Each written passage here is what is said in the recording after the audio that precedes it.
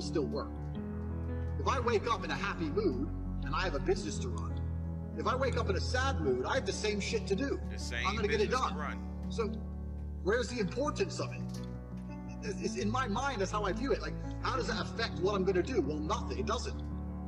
Motivation in and of itself is a scam. I don't believe in motivation. I believe in discipline. I am not motivated to do the things I'm supposed to do every day. I don't wake up full of like joy that I have to go to the gym or that I have to work or not deal with crap. I don't feel motivated to do them. I'm disciplined. I do them regardless of how I feel. Whether I'm in the mood to do it or I'm not in the mood to do it, it gets done. That's discipline. Discipline's a real thing. Motivation is fleeting. You're never going to be permanently motivated. If you're the kind of person who can only try hard at something he enjoys, then you're going to fail. If you truly want to win, you can't only want to win when you're happy, and you can't only want to win when you're motivated. You're competing against men like me who will perform even when it's raining, not only when the sun is shining. If you're going to be the kind of person who can only do it in one of those scenarios, you are going to lose. You must be prepared to perform all of the time. I have a lot of people who message me and say, oh, I struggle with motivation. And my answer is simple. Then stay a loser. If you can't find the motivation to not be a loser, then I strongly recommend you just stay a loser, stay in your lane, and stay out of my way. I have no time for people who cannot find the motivation to fix themselves and fix their own lives. I've been the kind of person who will perform 7 days a week. It doesn't matter how I feel, it doesn't matter what's happened, it doesn't matter if I'm happy or sad, things must be done. This is the mindset you need to adopt if you want to be a winner. I think a man should have absolutely no interest in whether he's actually happy or not.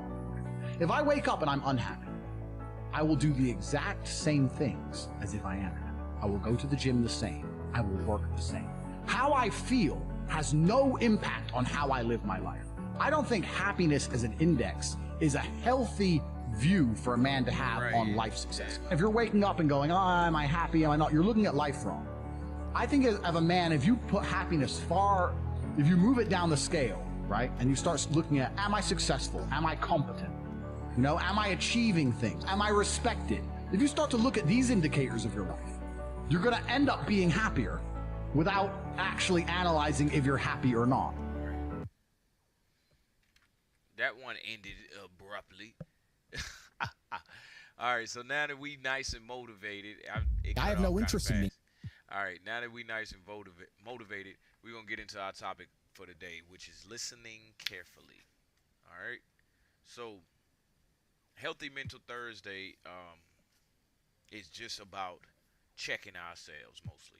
Like, you know, just checking you would go to the doctor and you would get I don't know the exact words for it, but the blood pressure checked, you get your ears checked, you get your eyes checked. So it's just about checking ourselves, checking each other, and checking on our own self. So listening, we're gonna get some good old listening stuff in, because God gave us 2 ears to listen, 1 mouth to speak. So you're supposed to listen more than you speak. So effective listening.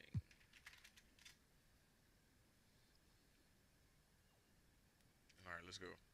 I want you to understand what's changed in our economy. Brand is the only thing left in a world of technology and scale. We're going to talk about active listening skills. So let's get into the details. Yeah, you got to check on yourself. You know that. And I don't know how often, you're supposed to get them, but you're supposed to check on yourself. We're going to do it Healthy Mental every Thursday, I like that, Stacey.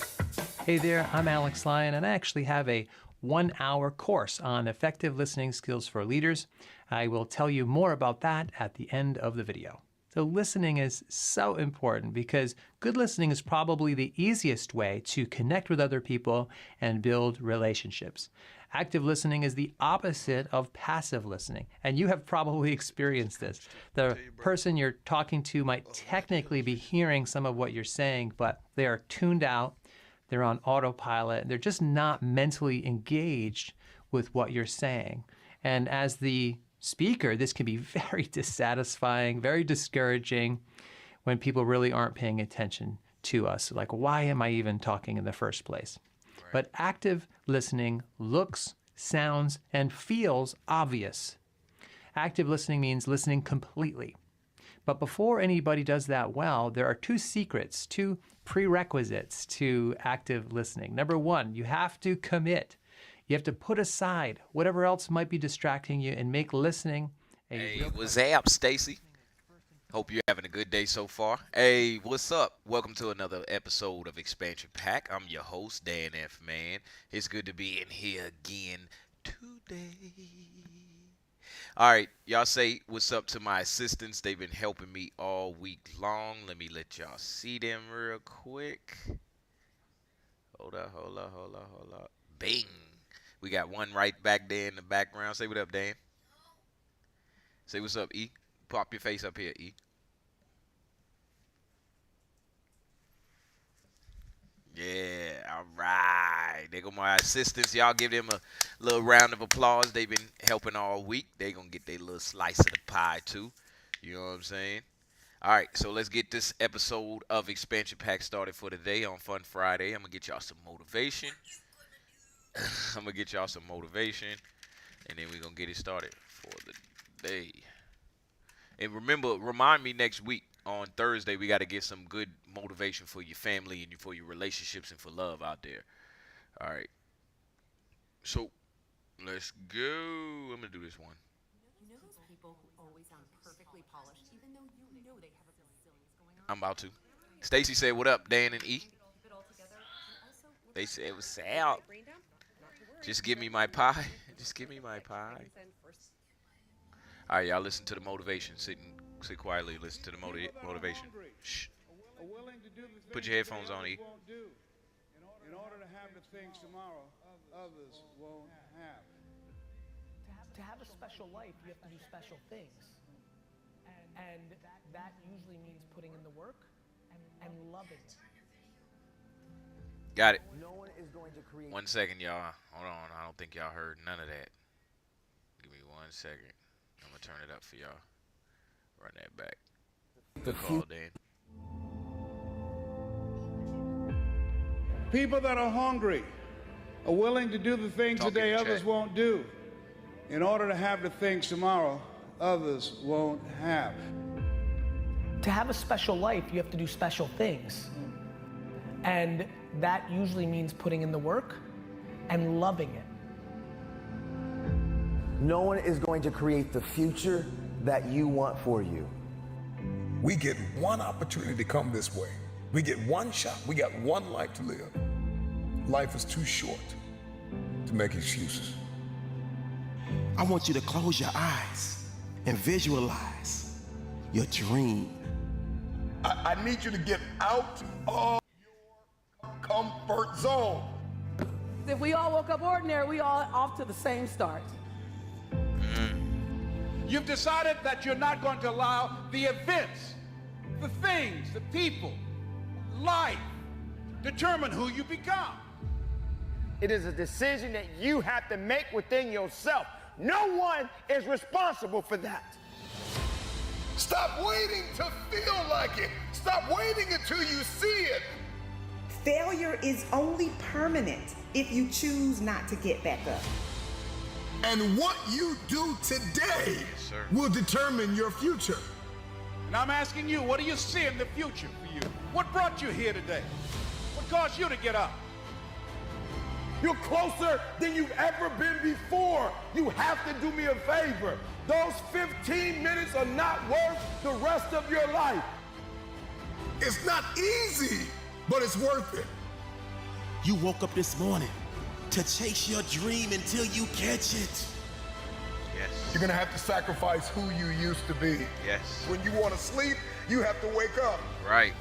So don't run from difficulty. Run to it. Oh man, you got because to lift it's that weight. Always darkest before Understand me? You got to lift that weight. Monday, Tuesday, Wednesday, Thursday, Friday, give it 120%. Let's go. Every day, every single day is a new beginning. So take a deep breath. Inhale. Exhale. It's a new day. Let's go. A new opportunity. Let's go, y'all. So, today on Expansion Pack, we talking about cooperation or competition. So we just going to compare and contrast for a little second. And, of course, it's going to be fun. Of course it's gonna be fun. Come on, man. So I'm gonna do this real quick. All right. Here we go. Y'all ready? Clutch basketball moments.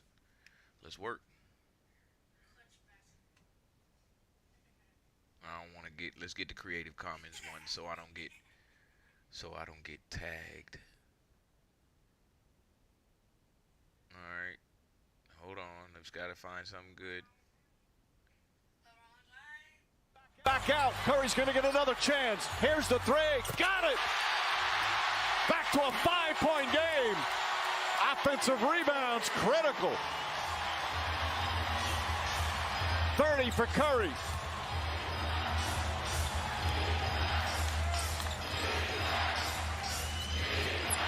Oh, good James pass. Tries a three. Puts it in. LeBron James from down. Back out. Oh, that's Curry's whack. gonna get That's another chance. whack. That's good teamwork, though. That's good teamwork. All right. Man.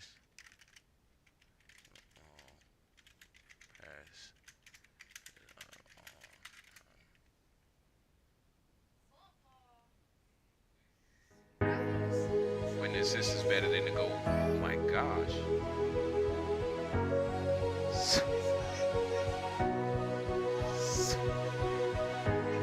Hazard finding a way through. Look at that pass, boy. Scoop. Brilliant play. It's Schürrle's goal. It's a truly wonderful goal. Luis Alberto che palla dato per Zaccagni che poi accelera, sprinta, va verso la porta. Zaccagni 3-0 per la Lazio, palla illuminante di Luis Alberto.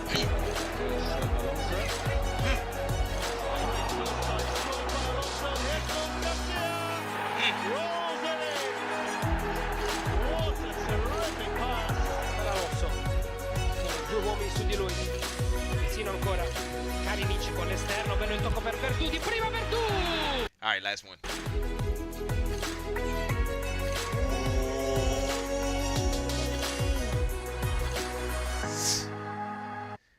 All right.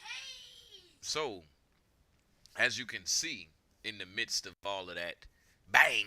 I like the comments. So, as you can see, in the midst of all of that competition, there's great cooperation. Like, them passes was like, bow, bow, bow. Each and every one.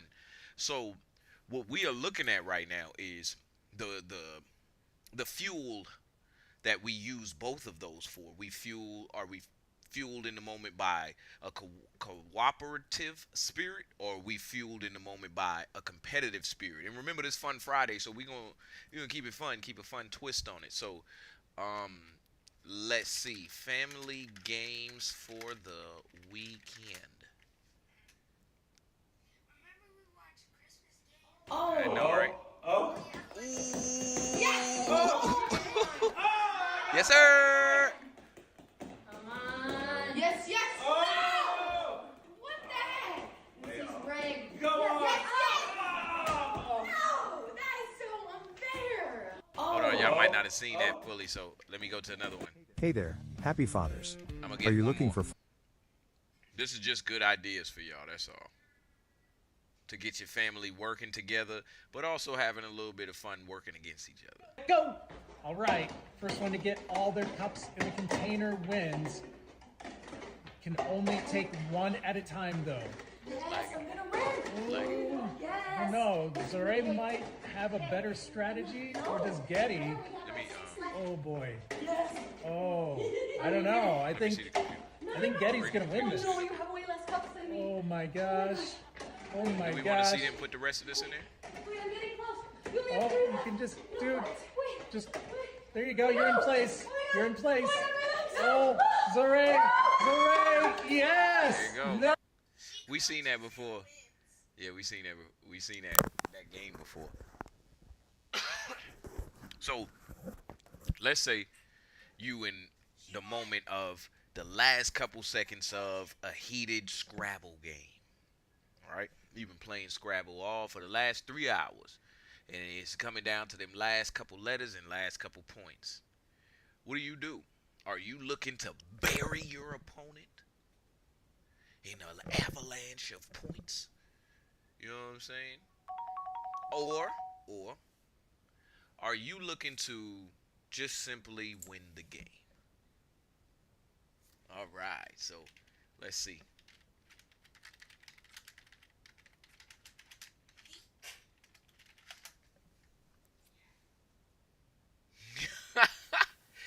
Yes, yep, that's right. Buster Douglas. Oh my gosh, let's see. Hey. When I move, you move. I wonder if he made that shot. Anthony Edwards. That ain't Anthony Edwards. That's Giannis Antetokounmpo. Yes, it was. Oh my gosh. Commercial. Dan, look at this. Oh, it's thing. You saw it? That's funny. She played for No, not on the commercial. I'm talking about what I zoom in on. All right, let's go. Here we go. Let's watch this moment. 2 seconds, 1 second. Bruh. He missed it at the horn. A long time, and here's Brandon Knight. He would have beaten the clock. Oh, yeah. And the 3-1. Popped up. Castillo. Dropped the ball. He dropped the ball. Here comes oh, goodness. He dropped the ball. Head down and get to the basket. James weaving, driving, moving, and layup no good. LeBron missed. Tonight, and I just thought maybe he dragged his foot.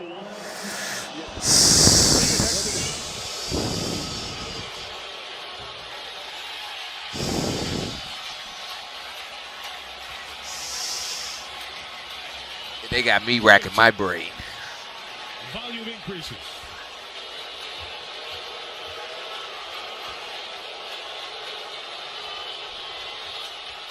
Are you kidding me? Rebound, Harden. Fouled with 1.5 to go. Astonishing. Play clock at 5. Pass is intercepted. Oh my gosh. By Malcolm Butler. Oh my gosh. Unreal. Yeah, hang it up. Hang it up. Malcolm Butler. Go ahead, hang it up. Made the phenomenal Hang it up. play. Yeah, hang it up. In Percy's arms, there are flags on the field for a celebration. They tried to go here, but he beats them to the punch.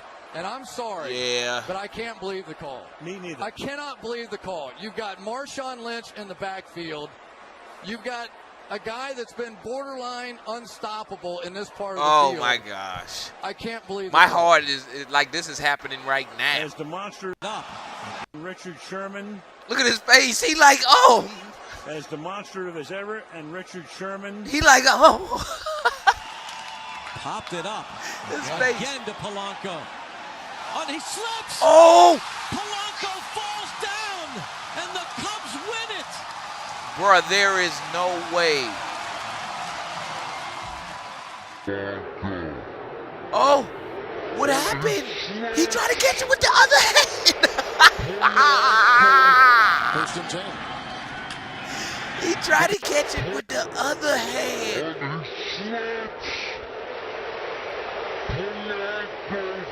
First and 10. LaVitre with the nice block at the guard. Going deep. He's got Johnson. Oh, he dropped the ball. That would have been the game winner. And we said that Fitzpatrick was fearless. He takes the shot down the field, working against Taylor with Clark coming over, and all he has to do is hold on to it. All right, so now here we have classic examples of mishaps within our cooperation. Like sometimes that moment be like, boop, oh, it worked, it worked. Then sometimes that moment be like, it should work, it's gonna, oh, he blew it. Why are we so drawn in by this? I don't know. I just want to keep enjoying it right now. Keep having some fun with it right now. All right, so let's see something else real quick.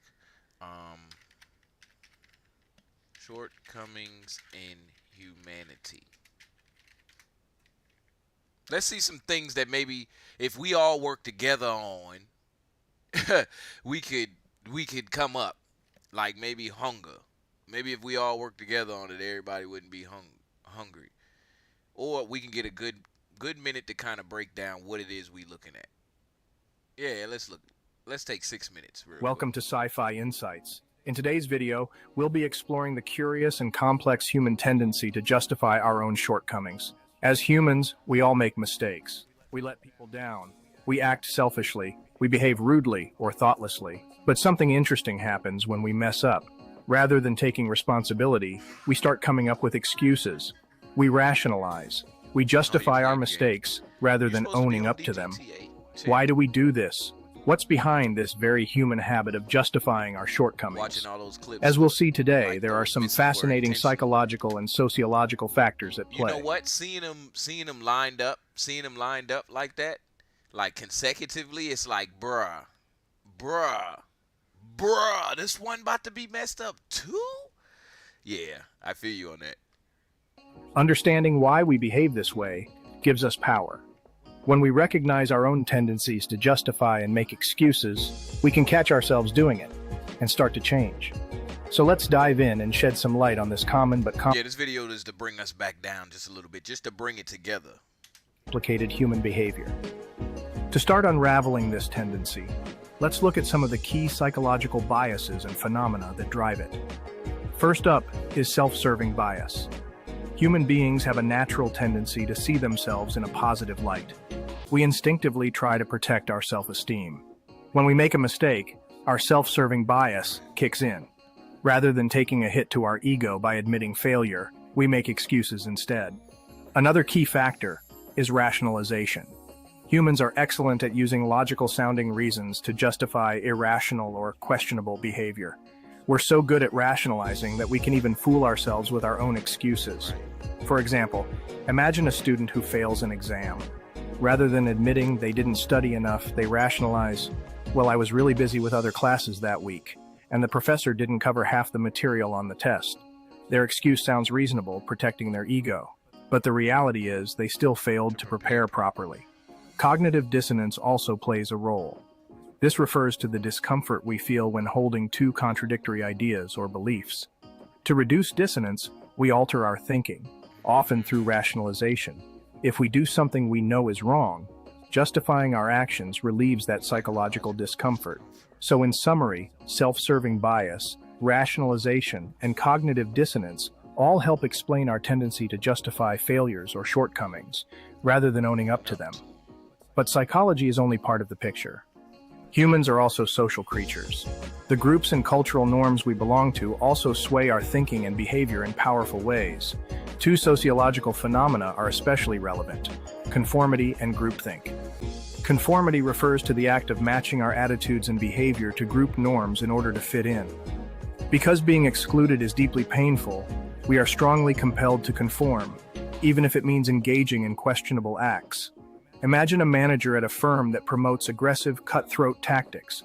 They may personally feel this approach is unethical, but to conform to the firm's norms, they justify their harsh behavior rather than rocking the boat.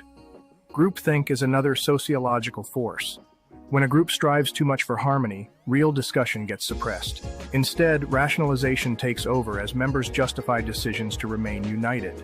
This leads to poor outcomes as dissenting voices get silenced. So the innate human desires to belong and bond powerfully shape our thinking. We find ways to justify behavior rather than standing out or causing conflict within our groups. Given the various psychological and sociological drivers, it's no wonder humans are so prone to justifying our shortcomings. But this behavior, although natural, can have serious consequences worth highlighting. First, it leads to repeating mistakes. If we always rationalize our failures, we never learn from them. This traps us in cycles of problematic behaviors that are hard to change. Justifying shortcomings also harms relationships.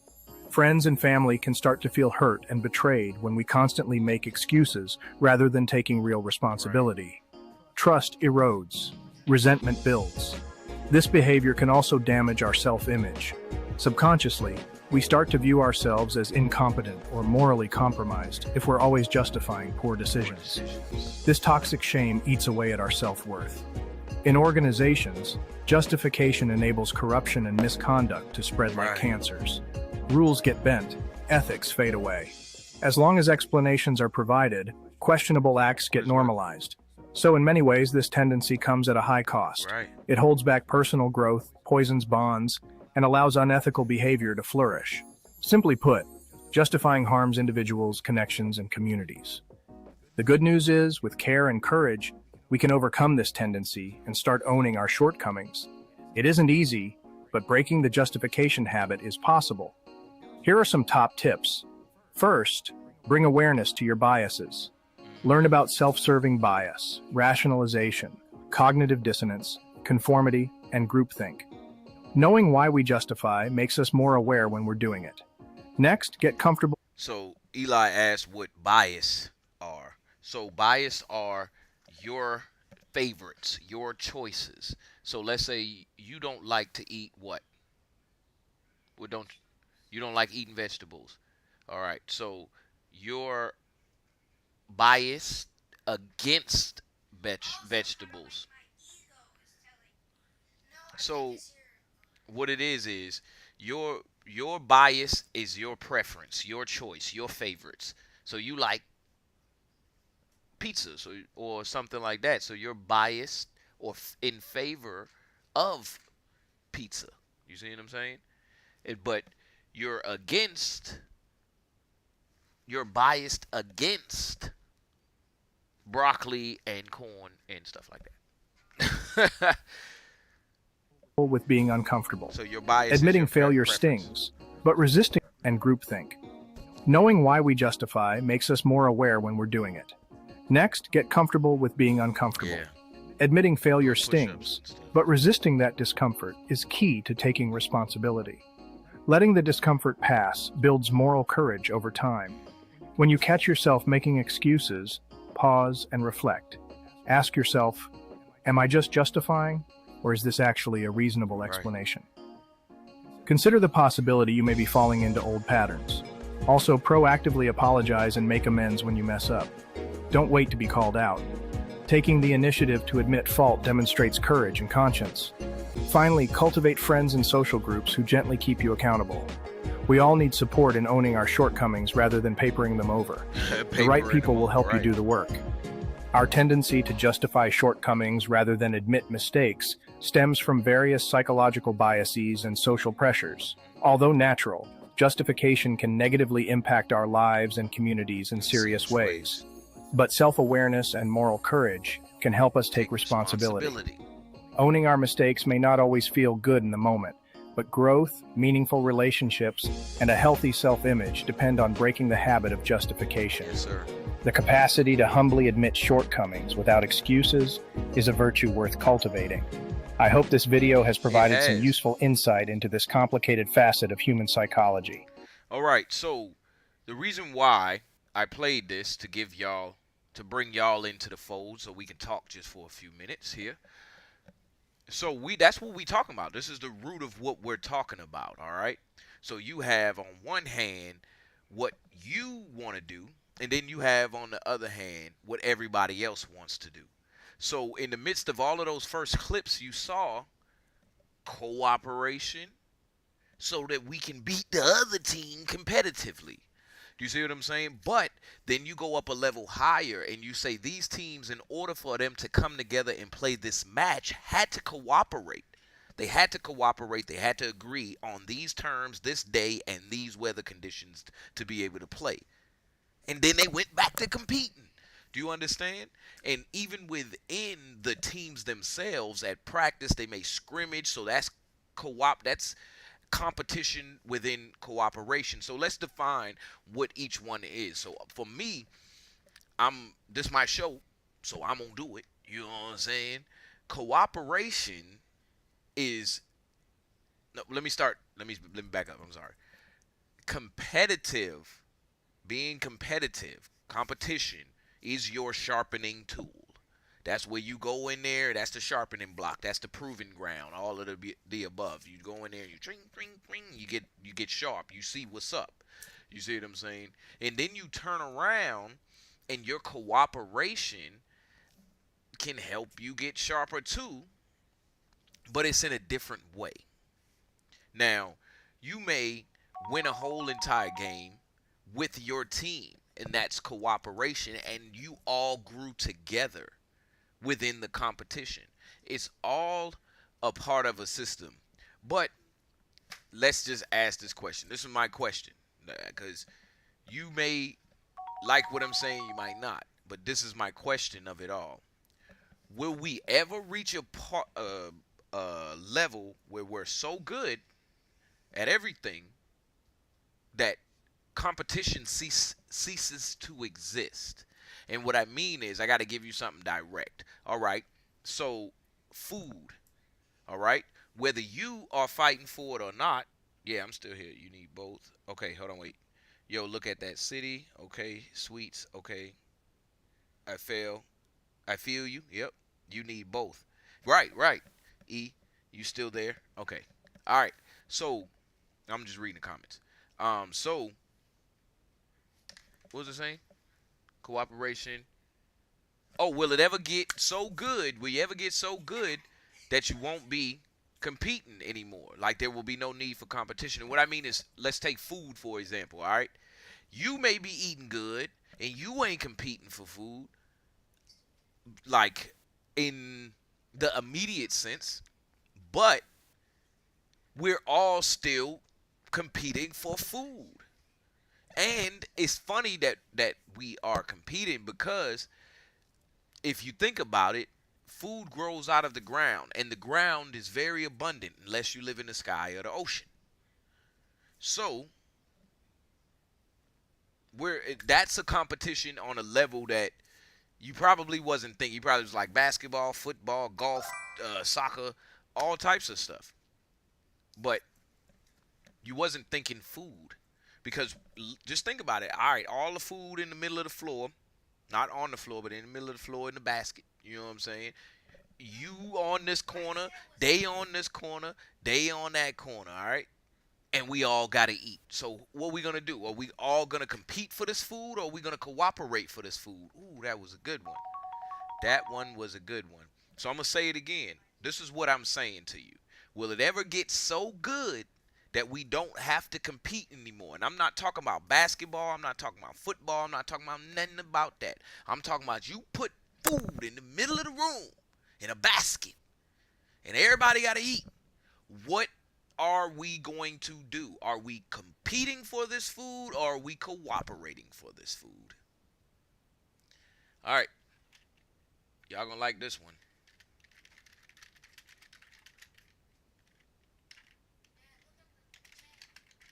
All right.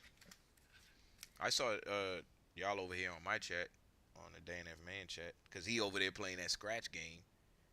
You need both. You still there? Turn your mic up. Okay. My mic all the way at the max. I just move it closer to my face. All right. So check this out, y'all. We can watch a little couple seconds of this. As a matter of fact, I'm gonna put a filter on. Y'all listen to this. We're a fragrance company, but we also have a lot of technology that we use. I have team members that are out of this country. To connect with them is really important. I traded a 9 to 5 for a 5 to 9. It's a lot of work, but I love it. Hello, everybody. Oh, she low. Carly. I'm All right. a teen librarian at Waukesha Public Library, and today I'm here to She talk low. about our teen book club book. She low right now, so hold on. We'll get another one in here.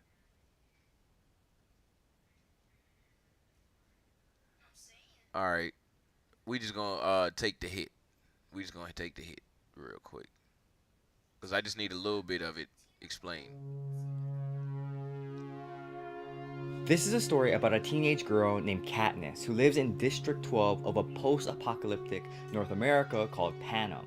She lives with her mother and younger sister Prim as they struggle to find food and survive in such tough conditions. Each year, as part of a punishment for a previous rebellion, each of the districts selects a boy and girl as tributes to compete in the Hunger Games, a battle royale with one survivor.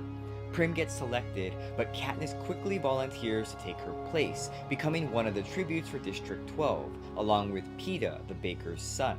Katniss and Peeta are transported to the capital to be trained by their coach, Haymitch, a drunkard. But Haymitch is clever and proposes a strategy to fake a romantic relationship between Katniss and Peeta. Katniss and Peeta are dressed by their stylist, Cinna, who adorns them with flames for the opening ceremony. As they are paraded around the arena, the audience cheers. Over the next few days, each of the tributes train with specialized trainers, learning survival and combat skills. At the end of the training, each tribute is given a rating to help potential sponsors and betting. Peeta earns an 8, while Katniss earns an 11. As they prepare to enter the arena, Haymitch tells them that their best chance at surviving is to immediately run away when the game starts. All of the contestants are then transported to the arena, and the gong signals that the Hunger Games have begun. Immediately, Katniss is engulfed in a scene of killing, as several of the contestants It depends on what is going on, whether we are competing or cooperating for the food. Is there more food to come, or is this all we get? Ah, true.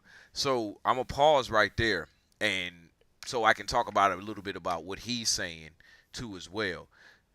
That's why I jumped over to this breakdown of the Hunger Games. I don't want to just sit on the Hunger Games. We can actually watch the movie later too as a family, because this is what I mean. I'm not saying we putting the food in the middle of the room and then giving you rules. I'm saying it's somebody across the room. We ain't getting out of this room or this space, and there's food in here. What are we gonna do? We make the rules. Are we gonna cooperate for this food? It's all type of food. It's seeds in there. It's all type of food. So what are we gonna do? Is my question. Hey, look at Bite done leveled up. That's right. So that's why I'm over here watching this breakdown of the Hunger Games. Let me see if I can find a slightly better one without them tagging me. Get projects in line. Because if you've never seen the Hunger Games, you don't really know exactly what it's about. But if you can get it from me saying what the title of the movie is, and yeah. Betrayal, vows, and ballads. The story of the Hunger Games begins way before Katniss, and even before Snow. Here's the whole timeline. Spoilers ahead for the entire Hunger Games franchise. The nation of Panem doesn't just appear overnight. It forms in the ruins of our civilization. The world changes forever with the onset of climate change. Natural disasters like fires, droughts, and storms cause the planet's resources to dwindle. Countries begin to fight over the remaining resources, causing war to break out across the globe. With such widespread bloodshed, governments around the world begin to collapse and the human population rapidly decreases, nearly creating an extinction-level event. From the ashes of society in North America rises Panem, a new nation with a capital based in the Rocky Mountains. History's a little murky around this period. It isn't clear exactly when Panem forms after the fall of other pre-existing civilizations, or when Panem divides into districts. Hey, what's good, Nia? You're not off to a real good start. What we do know What's up, Nia? It's the capital with a vital resource. Though the districts are reliant on the capital to ensure the distribution of those resources, the capital exploits the districts it rules over by controlling its exclusive access to necessities. And this eventually causes the districts to turn on the capital. There you go. Now there you go. You have the entire plot. I'm doing well. Was at the hospital yesterday. Oh, I hope that you all right, girl. Text me. Text me. Yeah, I know. I'm looking at it. Yeah, y'all get to try out all of the new stuff. But this is what I'm talking about. So now, this is beyond a basketball game. This is beyond a football game. This is beyond a good pass. All right? This is us at the highest level cooperating and competing. Now, let's say for me, I'm a 35-year-old man. I'm able-bodied. I can still go work out. I can even, beef myself up a little bit more if I needed to go do more work and to, take up my role in society to bring in whatever resources we needed to bring in. All right. Now, we also have, yeah, I'm seeing it. Oh my gosh, girl. Hey, take your time out there. Take your time out there. Hold on. I'm gonna text you too. Yeah, I'm gonna text you back too. So I'm gonna do my part. But we also, let's look at the contrast. We also have 11-year-old young man and a 10-year-old young man in the room, and then we have, I have a 8-year-old daughter, and then we have, my however old grandmama, and so on and so forth. Can we all do the same thing to bring in the resources? No, we can't. And if our day is only based on how much of the resources we can bring in, which it is technically in a sense, but we got running water, we got food that we can go shop for. We just need, the only resource we really searching for is money, not to get too far on a tangent. But if we had to do that on a day-to-day to provide for the whole entire society, whole entire civilization, it would look different for every single person. Now, we could group and go put together, but that's what is being talked about in this movie particularly. And when I look at cooperation and competitiveness, competition and cooperation, I'm looking at it as at the highest level, and at the highest level, I'm going to say this to make us feel better. At the highest level, the lions ain't eating every single deer and every single gazelle. So it'll be some deer and gazelle out there. You see what I'm saying? They ain't competing that hard to where they like, yo, we got to wipe these out. You see what I'm saying? So it can be that for us as well. To whereas we utilizing, let's say, 35% of the planet's land mass, or the ground, or soil, whatever you want to call it, to feed 100% of the people. 35% of the land to feed 100% of the people. It might be less than that. We using, let's say, 10% of all of the water that's on the planet in the freshwater lakes and whatnot like that. We use 10% of the water to to give water to 100% of the people. But the thing about it is that every single person on the planet is not aligned and in line. So I guess that's the thing that happens first, like they say in the movie. But I'm not 100% with all that, because every bird ain't eating and every dog has his day. You know what I'm saying? Whatever that means. So I'm not 100% with doing 100% of everything for everybody, but I do believe in, don't get it twisted, I do believe in everybody doing 100% of everything for themselves if they can. All right, so that felt like me talking forever. I'm going to be quiet, and we're going to get back to some fun here on the Fun Friday, and then we're going to take it on home. All right. Best. Hold on. Best. And let's see what happens. I spelled that wrong. Let's go. Hitting your goals has nothing to do with discipline. I don't know why I want to see this, but I do. And it slowly erodes your progress. Are you ready to journey into a dark world where humanity faces its ultimate demise? Discover the best underrated movies and series about the end of the world that will captivate you from the very first moment. Brace yourself for emotions, tension, and unexpected twists. Number 10, 8 Days. Imagine a world with only 8 days left. In 8 days, Earth faces an imminent collision with a massive asteroid, leading humanity toward inevitable annihilation. Society spirals into chaos as moral norms collapse and people's true selves emerge. The film follows several individuals striving to find meaning in their final moments.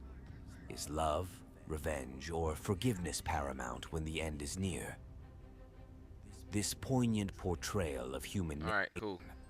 Rubicon. On the space station Rubicon, the crew is tirelessly researching groundbreaking technology to save Earth.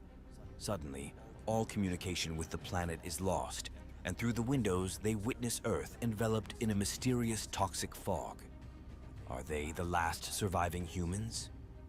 Confronted with isolation and uncertainty, they face a critical choice: risk everything to return to Earth and potentially aid remaining survivors, or remain on the station to ensure their own survival. As tensions rise, all right. Hard Sun is I ain't heard of none of these movies before. I like this. In this scenario, we could take our cues from the animals, use just enough, kill what we eat, and no more. Right. We're going to look at this last video, and then you just gave me a nice little way to take us home. Two detectives uncover a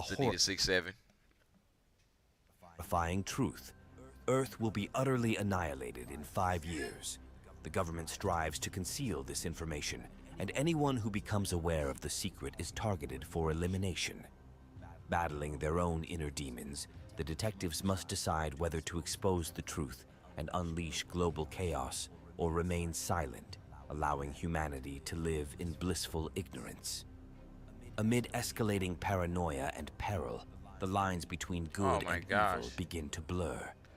All right, that's enough of that. All right, so let me see.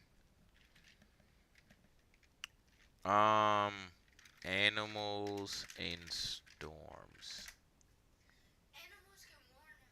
Right. Here we go. Hello, everyone. Animals aren't trying to be funny, but they always nail it. Oh, no, no, no, no. Let's see how they handle the weather's mood swings. Let's get it on.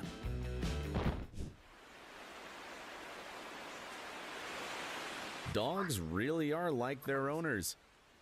Yeah, I'm up out of here. Even when it comes to reacting to sir. How do you explain earthquakes to cats? Oh my gosh, no. No.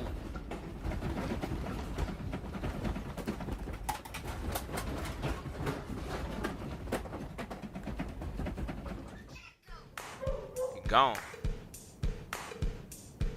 Man, that thing cold in a mug. I know it is. Like, bruh, please just let me make it up here. Like, bruh.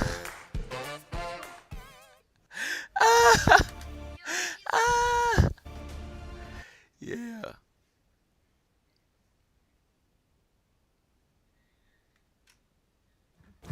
Oh.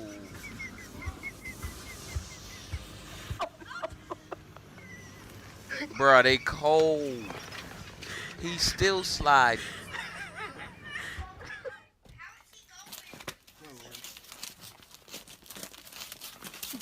Oh, Gary.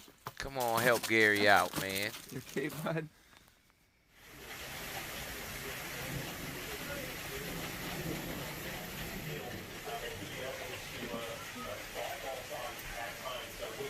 He must not know what to do because it's raining.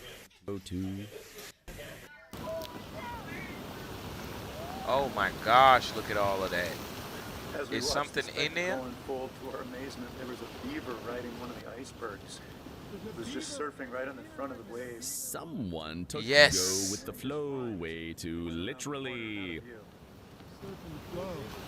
That's my guy. For fishermen, these events can be really dangerous. Come on, come on. This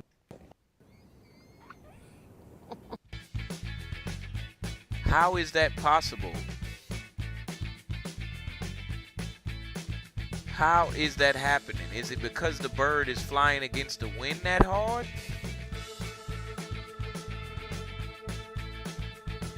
What is that?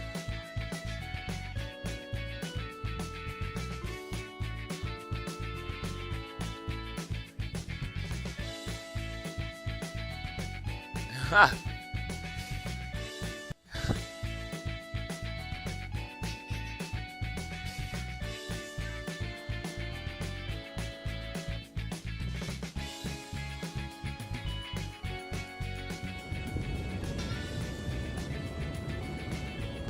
Oh my gosh. Get the deer out the water. Would you want to go swimming? Probably been dreaming of a beach vacation all year. Right.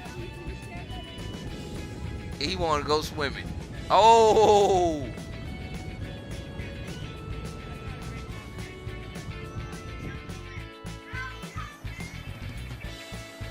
Hey.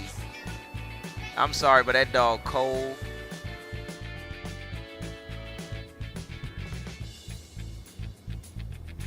Oh. Hey.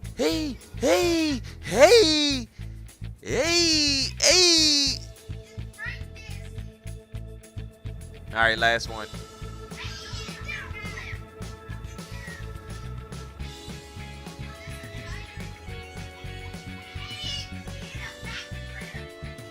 All right, this is the last one. I saw it. We found the most carefree pigeon in Look the at that world. pigeon.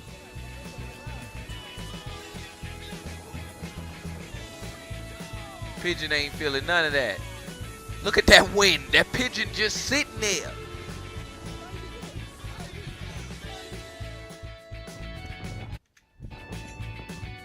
All right, y'all. So, nah, I'm gonna save it. I'll save it in the playlist, and y'all can watch it on your own time. All right. So we coming up on the last 5 minutes of Expansion Pack here today. This was good. This is a good episode. Let me see. Animals. How do animals react? Oh, hold on. React to. Hold on.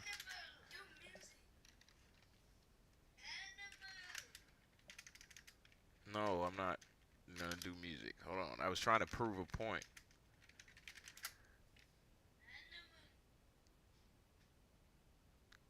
Before the storm. All right.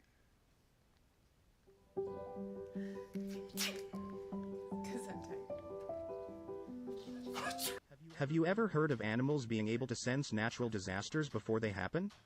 It's a strange and mysterious ability that has been observed in a variety of species, from elephants to dogs to birds. But how do they do it?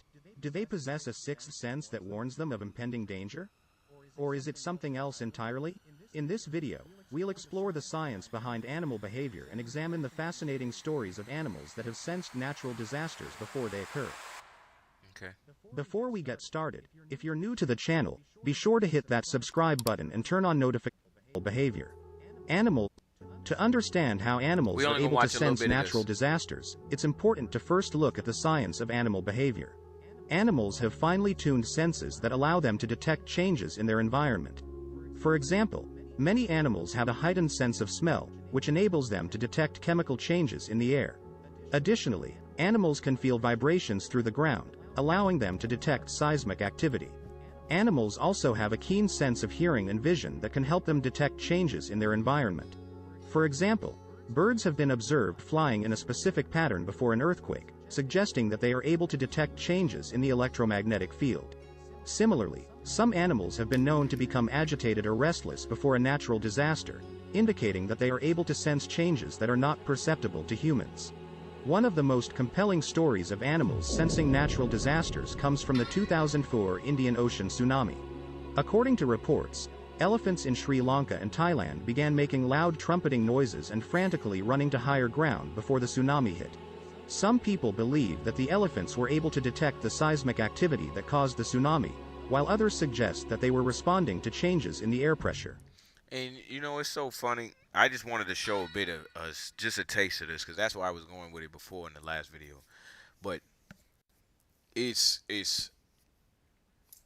so amazing how much we lack. To me, like, we lack even basic protection. You know what I'm saying? But anyway, what are we gonna do, guys? Are we gonna compete or are we gonna cooperate? We'll see. We'll see when it all.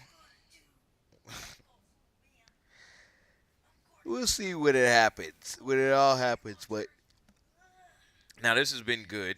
This has been a good day. Another good episode of Expand. I don't see nothing new in the chat. This has been another good episode of Expansion Pack. I'm your host, Dan F. Man. Let me get the boys in here real quick so y'all can see them. Oh, I know. All right. Y'all say see you later. We gonna get up out of here for the day. And we'll catch y'all next week, Mindful Mondays, and we'll be back. Hey, look, y'all check out the show later on. Well, not the show. Y'all check me out later on. Me and the boys gonna be on Minecraft all day. We got a realm that we need to take care of, so y'all just go ahead and tap in with us. All right, I'm up out of here. I ain't gonna hold y'all too much longer. Until next week, Mindful Mondays. I'll catch y'all there. Happy 4th of July, just in case I don't get to you. Happy Independence Day. And I'm up out of here. This is DGTA TV. Peace.